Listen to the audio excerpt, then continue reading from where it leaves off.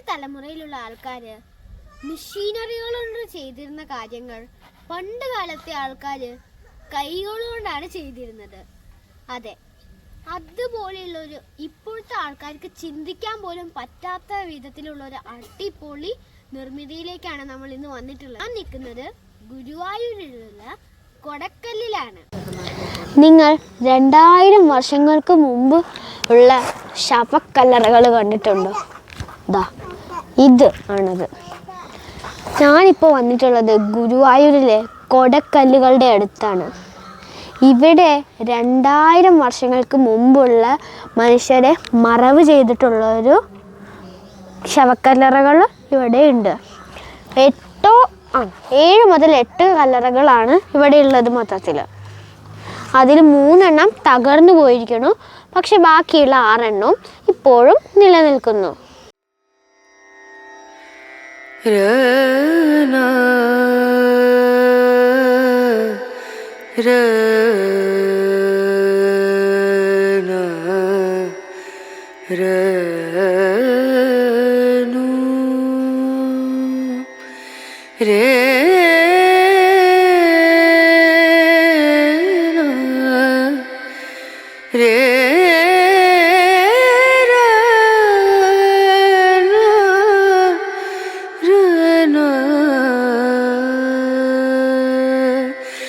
नजरिया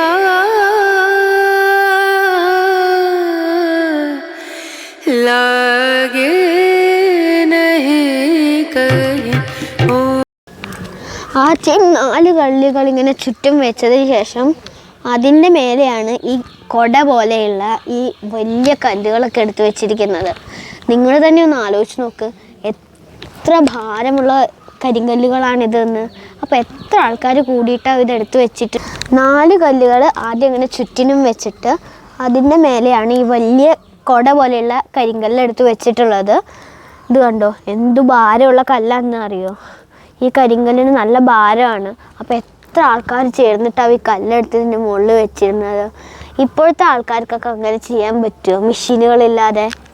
പിന്നെ അതാ ഇവിടെ ചെറിയ ചെറിയ ഗ്യാപ്പുകളൊക്കെ വന്നിട്ടില്ലേ, അവിടേക്ക് ഇവർ ഈ കുഞ്ഞിക്കല്ലുകൾ വെച്ചിട്ട് ആ ഗ്യാപ്പൊക്കെ അടച്ച് സുരക്ഷിതമായിട്ടാണ് മറവ് ചെയ്തിരിക്കുന്നത്.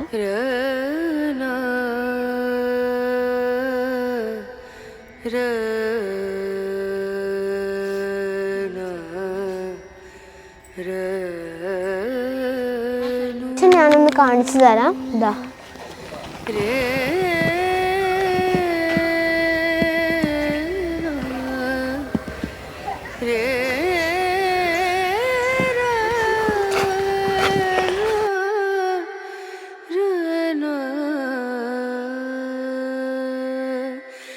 नजरिया